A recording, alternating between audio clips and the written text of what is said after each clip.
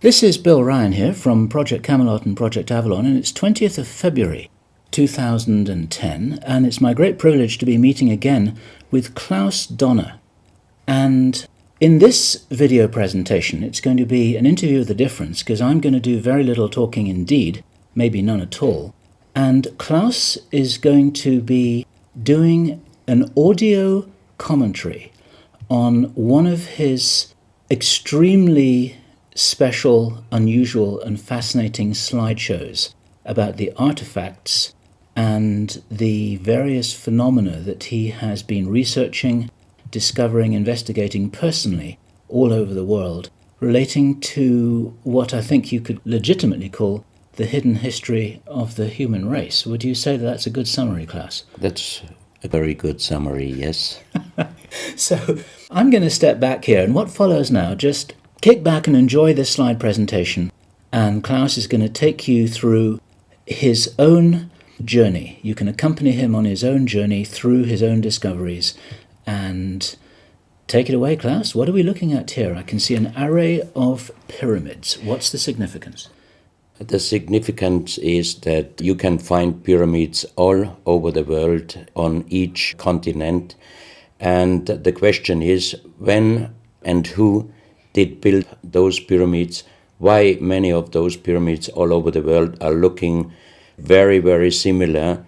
Another question is, did there really exist a global civilization? And I think many of our researches are really telling us that once upon a long time a global civilization existed. But how many thousands of years ago, we don't know.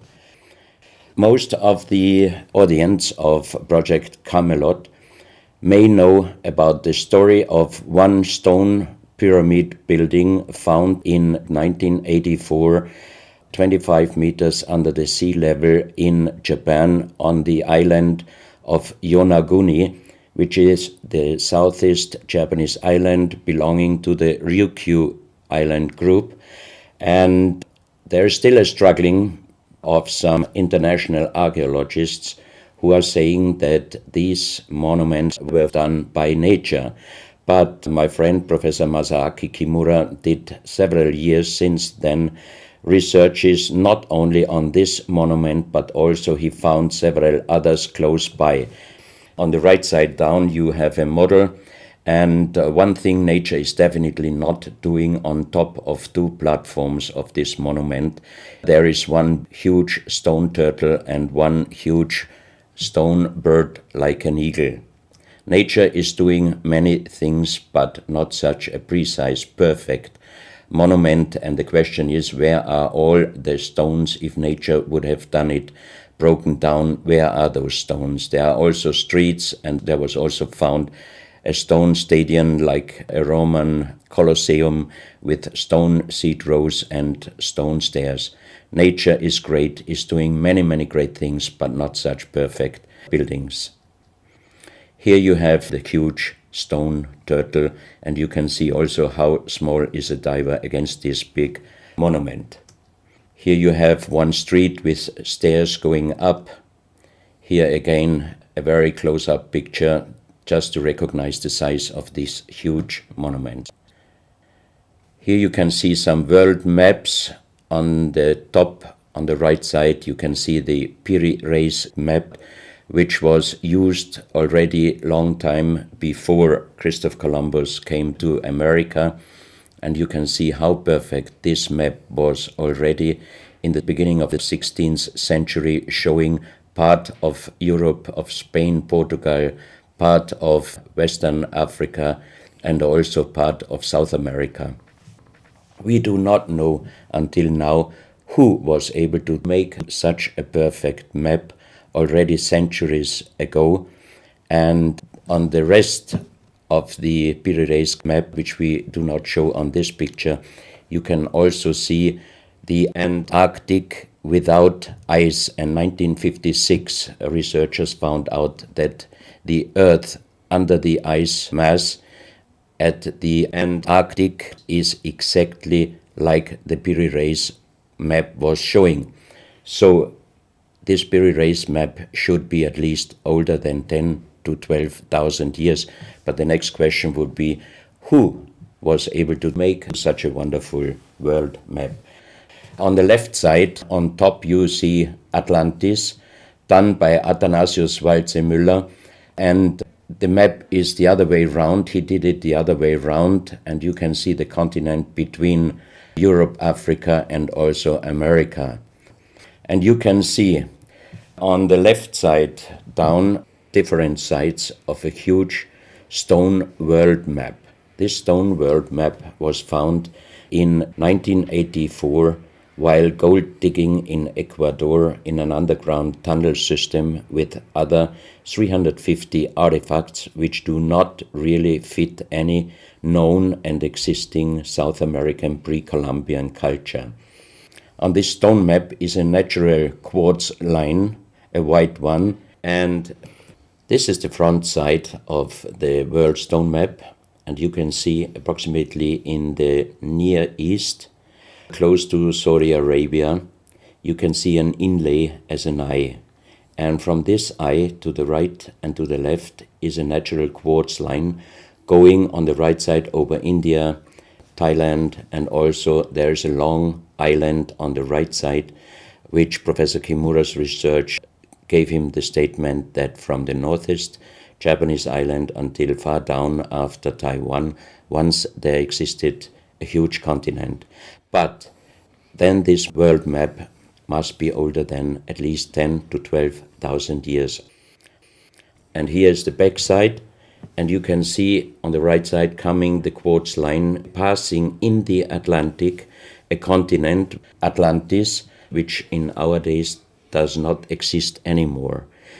Then the white line is crossing part of South America, and here you have a close-up, and you can exactly see the Bay of Guayaquil, an inlay going up to north and a round inlay showing exactly the place where there were found those artifacts, and there is also the best quality water worldwide existing. One other very interesting artifact found on the same place in Ecuador is the so-called pyramid with the eye. The eye is an inlay. The stone is gray and white, and you have 13 steps, and it looks exactly like the pyramid with a shining eye on the $1. If you put this pyramid under black light, the eye is shining very strongly, and it looks really like an eye, but not real like a human eye. Here you have a close-up of the eye, and you can see the colors of the inlay. On the bottom of this pyramid, you have the inlay in little gold plates showing the Orion star constellation, and you have unknown writing. The translation of Professor Kurt Schildmann, who was the president of the German Linguistic Association, and he was perfect in more than 40 languages. He was able to translate this writing. He called it pre-Sanskrit because it is older than the oldest writing. And the translation of these 4 letters you can see here, his translation is "the Son of the Creator comes." As we found the same writing on stones in certain countries like Ecuador, Colombia, Illinois, United States, Clausel, France, Malta in the Mediterranean, Turkmenistan, Australia, and in southern Calabria, Italy, just a few years ago. Always there are stones and ceramics, terracotta, with the same writing. That means this writing existed once worldwide, and that means there must have been a global civilization older than Sanskrit, older than 6,000 years. And Professor Schildmann also told me that this writing has a little similarity to the Indus writing and also to the Easter Island writing. And as he said, this is older than Sanskrit. He called this writing pre-Sanskrit. On this stone, you can see on the top the 2 eyes, and then you see the right hand holding the pyramid and putting the left hand on top of the pyramid. That means showing how to use this pyramid with the eye. On this stone you can see an encarving, sitting a man on a stone holding the pyramid exactly as it was shown on the artifact before.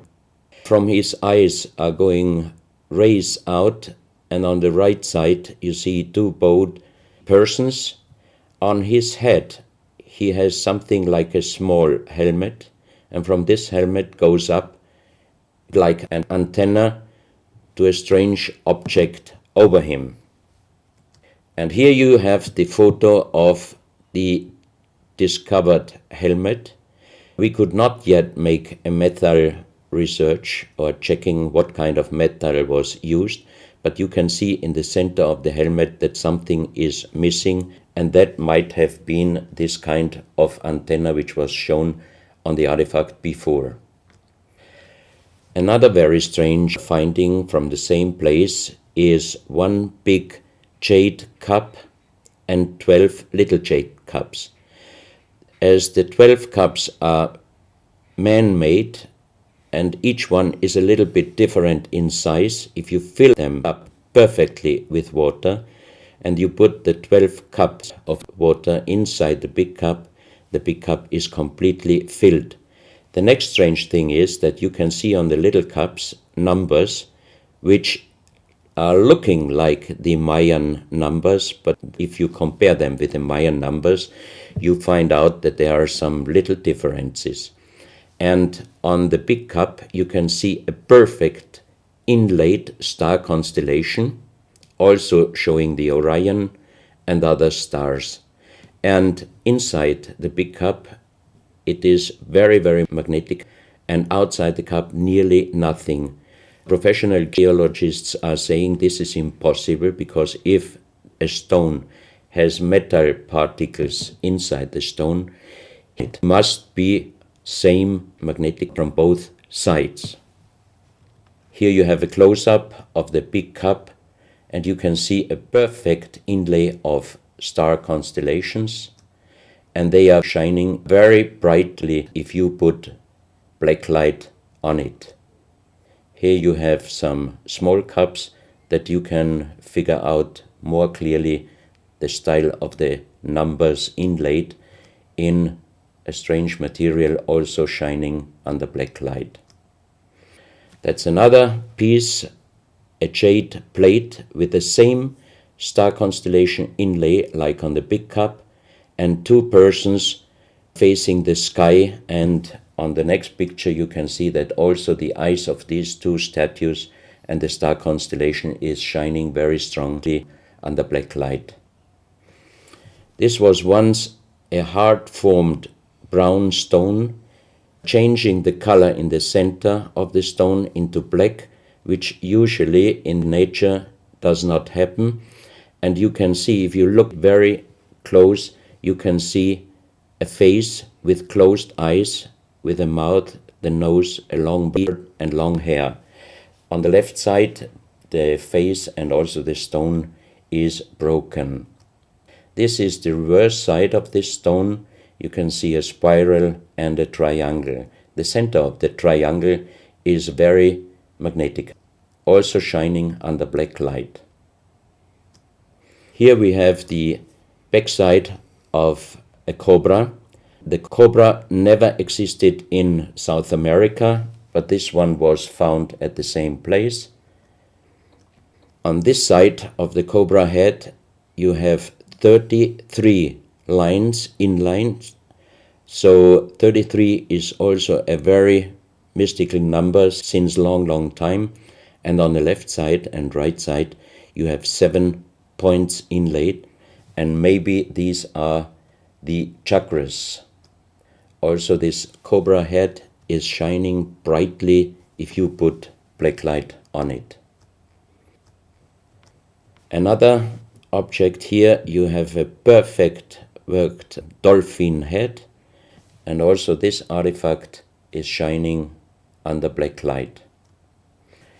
Here you have a kind of stone helmet. You can put this granite stone helmet on your shoulders, or you can lay your head inside it, and the inlay points which you see on this helmet, some experts told me that these points are exactly the acupuncture points on the human head. Here you can see how it might have been used. And a few months ago, they found at the same place an unfinished stone helmet. So that means that also some of these artifacts were made directly in Ecuador, but many, many years ago. And also the inlay on this object are shining under black light very bright. This is a fantastic jade snake, and also the inlay points are shining under black light. Here we have one artifact which is very perfectly carved on the back side, so that means it might have been used to put this artifact on the front of your forehead. You can see the two eyes inlaid, and on the reverse side you have the so-called third eye. Maybe this artifact was used for some ceremonies or for meditation. Here we have a jade plate with an inlay of a spiral, also shining brightly under black light. Another one, you can see 7 rings inlaid in the jade plate and also shining under black light. Maybe this also could be a presentation of the 7 chakras. Here is one of the ceramics found there. It's a great masterpiece, and the question is, how can you make this artifact out of one piece of ceramic? Here we have another pyramidal stone found also in Ecuador. On top you see the pyramid with the eye, and you have down several spirals and symbols. Some of them are very similar to the churchward Nakal plates, which he found 1880 in India, and the translation was talking about the sunken continent of Mu. This is a marble with another inlay of a spiral, also shining very brightly under black light. Another stone in a pyramidal form with an inlay of an eye. Here you can see again the pyramid with the eye, and on the bottom you see the Orion star constellation, the 3 Orion stars, which might focus us to the 3 pyramids in Egypt. Here you have a ceramic statue. You can see the style of sitting is not real pre-Columbian style. It looks like the lotus seat from Asia. On top of this statue you have a head with some points, and it looks quite similar to many of the Buddha presentations. He holds a snake in his mouth. The snake is a very, very mystical and very often presented object. So that means this statue is not from any existing or known pre-Columbian culture. Even the next one, you can see that how this statue is sitting, it looks more the direction of Asia. On top of his head, again a very strange head, and in the center you can see like the head of a frog. Also the frog is a very mystical animal in old South American pre-Columbian culture, but also in Africa and also in Asia.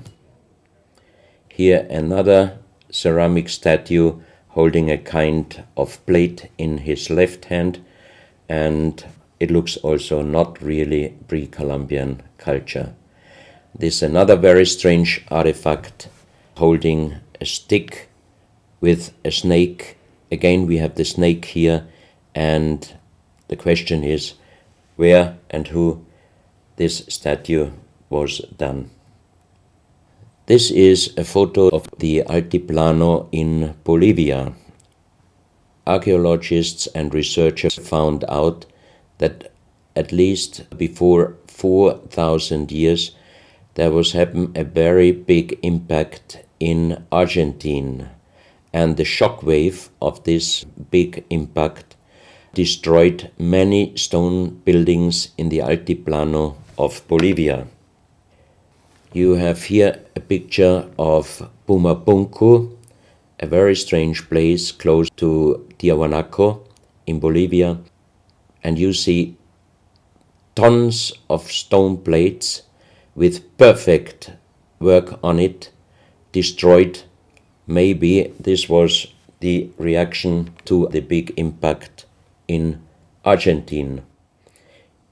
Here you have my friend Giancarlo Bonfanti, Italian researcher, in the center of the so-called Sun Gate in Tiahuanaco in Bolivia, and some researchers write that the figurines on top of this side of the Sun Gate are showing the Venus calendar. Here you have one of the big stone plates from Pumapunku, and you can see how perfect this stonework was done.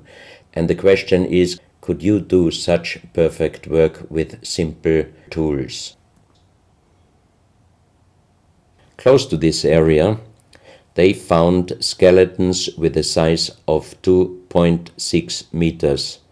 And the picture on the top shows you the skull of one of these skeletons, and it looks like it is deformed, but definitely these skulls are not deformed. They are natural style, like an egg. On this photo you see how strong the jaw of those skulls were.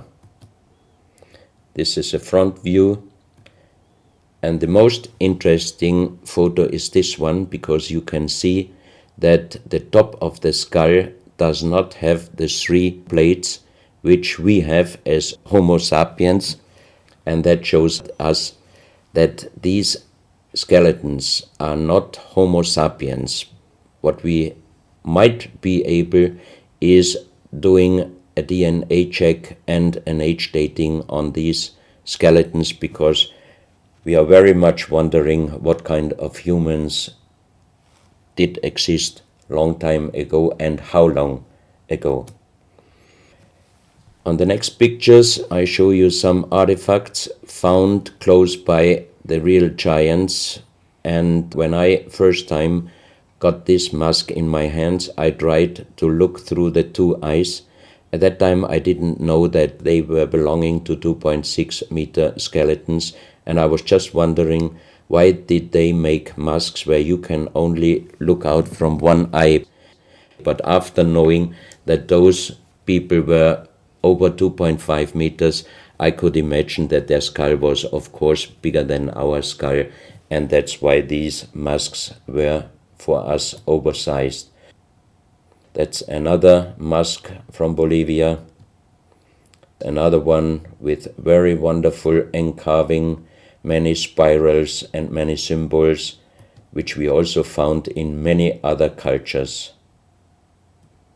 This is a very heavy stone figurine, and again here you can see on the top the head of a snake going down on his backside. This is the reverse side. You can see again the snake. So that means the snake must have been a very, very important animal in the past of our history. Here you can see a stone flute. The strange thing is that the vibration of the sound of these stone flutes is exactly the same as our brain waves. So that means maybe those flutes were used for meditation or for healing purposes. And each 2 holes are connected perfectly with each other. That means you can make perfect holes into this very, very hard stone, but how you connect with simple tools the 2 holes on the bottom, this would be even in our days a very difficult work to do. Because it's in the shape of a U and it curves around inside the stone. That's right. And with simple tools you are definitely not able to do such a work. And even the holes are very precise. This is the form of a boat, and you have 3 flute pipes at the end. Here you can see how perfectly they were made. This is another flute, very small. You can use it only with very soft blowing, and the sound is like the sound of the dolphins. This is an artifact where we do not have any idea for what purpose it was used. Now we are in Colombia. On the next few photos, I show you very strange artifacts from Colombia in South America. The most famous industrial designer and architect in Colombia, Professor Jaime Gutierrez, is collecting strange artifacts from his country already since centuries. His most important piece is the so-called genetic disc. Here you can see a disc made out of lyddite, a very hard stone.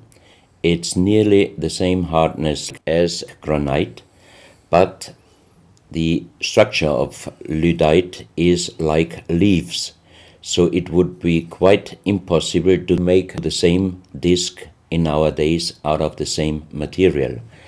The diameter of this disc, we call it the genetic disc, is about 27 centimeters.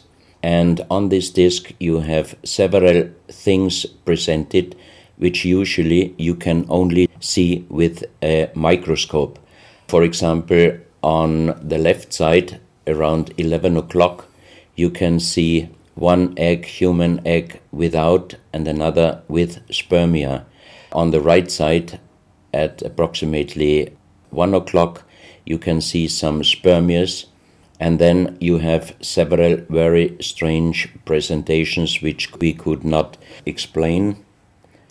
But here on the left side you have a microscopic photo from the inside of a lady done by a Swedish photographer, and you can see that the egg without and with spermia looks exactly like the presentation on this genetic disc. On the reverse side you have on top several presentations of fetus in different size, different age, ending up with looks like a little child.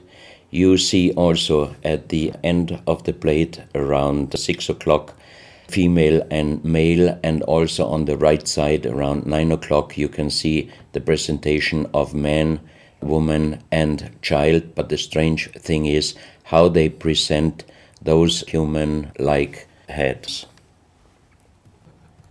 Here you can see a knife done by the same material, lyddite. On top of the knife, on the handle, you have mother's head. Beyond you have the child's head, and the umbilical cord is going around the neck of the child. So that means this knife would have been used to cut the umbilical cord, saving the child's life.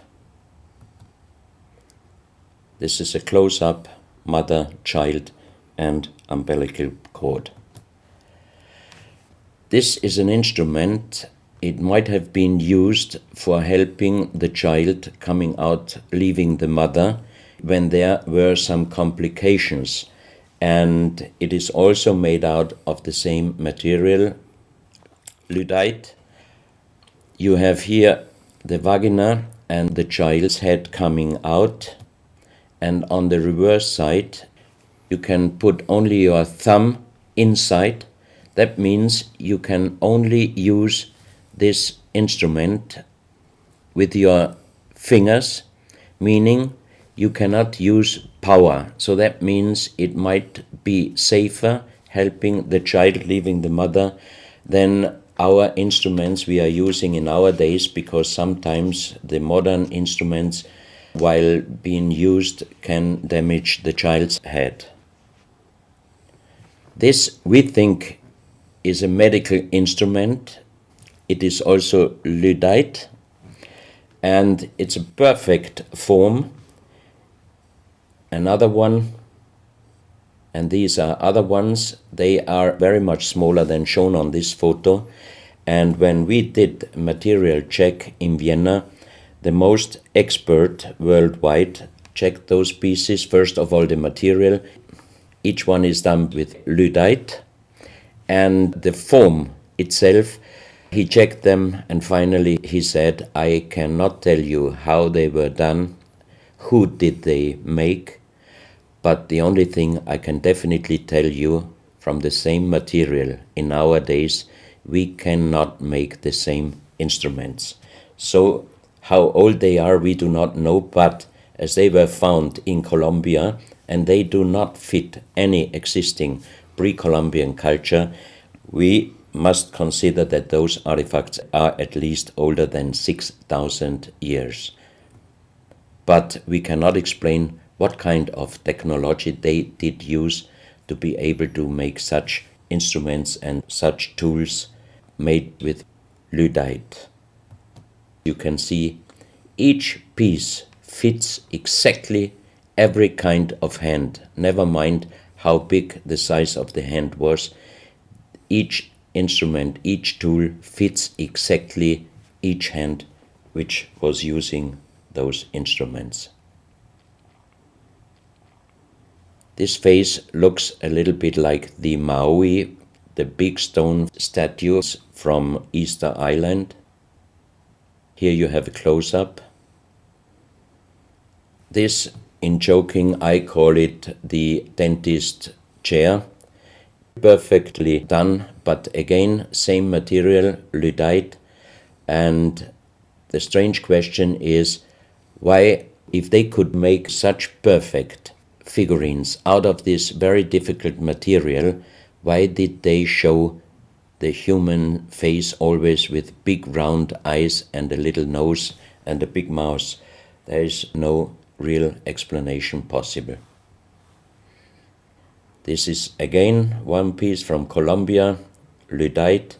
On the front side you see the mother holding the baby, and on the back side you see the man with armors, most probably for hunting.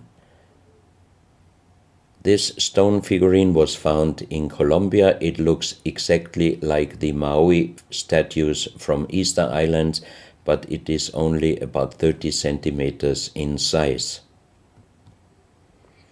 This is another masterpiece of stonework. You have on both sides presented one bird, but if you look at the front side, you can see that the two birds presenting a face, and on the left side, between the bird's head and the wings, you see again this unknown writing which we found on stones from all over the world.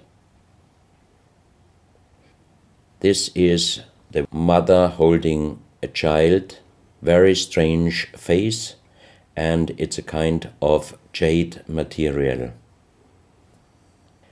This is another stone from Colombia showing an armadillo. On top of the armadillo you can see a strange face with long ear and two horns on top. On this artifact you can see a smiling face on top. You have two triangles on this side, and on the other side, on the right side, you have a face. Again, the animal face on the right side, and some unknown symbols. And on the bottom of this object you see an animal, looks like a crocodile. Now we are moving to Guinea, West Africa, very close to the border with Mali. They found on a huge granite mountain the half portrait of a lady done in granite stone, and the size of this statue from top of the head until the middle of the torso is exactly 150 meters. So this is a real big question.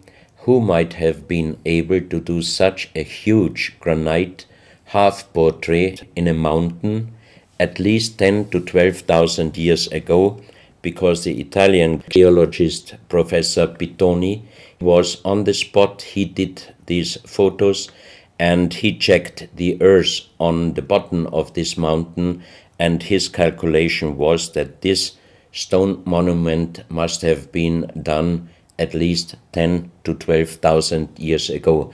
But then we have the real big question: who could have been able to do such a big stone monument? Even in our days, it would be impossible, or at least it would cost so much money that it would never be able to do. And if you look at the close-up of the face, some experts told me that this face definitely is not European, but also, of course, not black African. It must be either South American or Asian culture. But then again, we are at the point 10 to 12,000 years ago. It might be the civilization, the lost civilization from Atlantis. Close to this area in Sierra Leone, Professor Pittoni was in charge of diamond excavations. And as he heard in this area a legend about Allah was angry with some angels, and he put them into stone and throw them to the earth. He put the sky, also made it into stone and throw it to the earth, and he put the stars and throw them to the earth. The legend says that the sky you can see on this stone, they call them sky stones, sky blue stones found in this area under the earth. And we did research in Vienna. This is definitely artificial stone. It's not a natural stone, and all the material could be found, but the only thing they could not inform us is what kind of color did they use to get this real sky blue color. The stone figurines found from 20 meters down to even 50 meters. Professor Pittoni always took some organic material from the finding place, and the age dating of those stone artifacts are from 2,500 years up to the oldest one, 17,000 years. Here you have a granite stone, so-called nomoli, stone nomoli, with very nice encarving.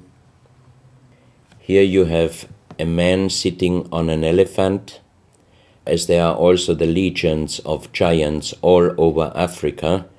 You know how big is an elephant. It's a wonderful stonework. It's very hard and very heavy. There are also some artifacts showing half human or human with the head of a reptile, holding a kind of pot in their hand, and they could put something inside this pot, and also on top of several nomolis there is a hole for putting something inside, and most probably they were used for ceremonies. Here you have a kind of animal. It looks like a dinosaur, and when Professor Pittoni found this statue, it was making a strange noise. So he opened the statue, and they found inside the small black ball you can see on the bottom of the statue, and this was iron material. When we did the research on this artifact, and especially on this metal ball, next morning the professor called me and told me that somebody must have done a bad joke to me. I asked why, because the result of the research was this metal material is chrome steel, and chrome steel was found first time at the beginning of the 20th century in Austria. That means it was impossible inside a statue with the age of approximately 17,000 years. But when I called immediately Professor Pittoni, he was laughing and he said, I'm a geologist. If a statue is making a strange sound, I do not open it just right away, but I did several X-rays, and you can see here on the right picture one of the X-ray photos, and you see that inside the closed statue already the round ball, the chrome steel ball, was existing. On this X-ray photo you can see exactly, and also Professor Pittoni saw that this statue in former days already was opened but perfectly closed again, and he called a specialist who opened it exactly concerning this photo, the small stone ball which was closing the hole inside, and you can see that the metal ball was already existing. Some of you might have watched several pictures, photos on the internet of giant skeletons found in desert, in India, in China and other places. Most of those photos were competition photos to present Photoshop. Perfectly done. I also was quite impressed when I received first time one of those photos, but these photos I'm showing you now, they are definitely not coming out from a Photoshop competition.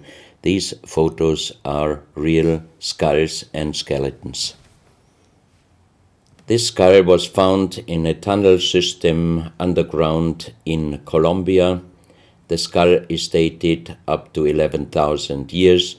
The skull is bigger than normal skull, and the front teeth of the jaw are lined up in a different way than our teeth. Something that occurs to me here is that there's a very strong, pronounced jaw. It's a very prominent jawline, very prominent chin. And here you see a photograph that was shown to us by a Project Camelot insider. Now, this isn't a real photograph. This is a scene from the old Arnold Schwarzenegger movie Conan the Barbarian. And what you're seeing here is a special effect on the actor James Earl Jones. The critical thing here is the shape of the jawline. Our witness, who had spent time with the Anunnaki in real time, in the present day, said that one of the things that characterizes them, besides their size, which he says was 8 or 9 feet tall, he said they're very large and they're very strong and they look larger than that. But that's round about their height, which matches exactly the 2.6 meters that Klaus has been talking about. He said this is a very prominent, strong jawline, and this is what strikes me about these skeletons, these skulls here that we're looking at right now. Didn't know. No, you need to know this. Back to Klaus.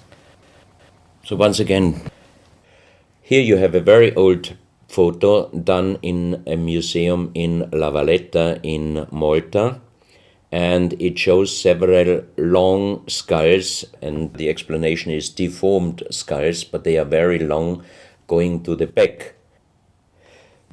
This is one of several very, very strange skulls.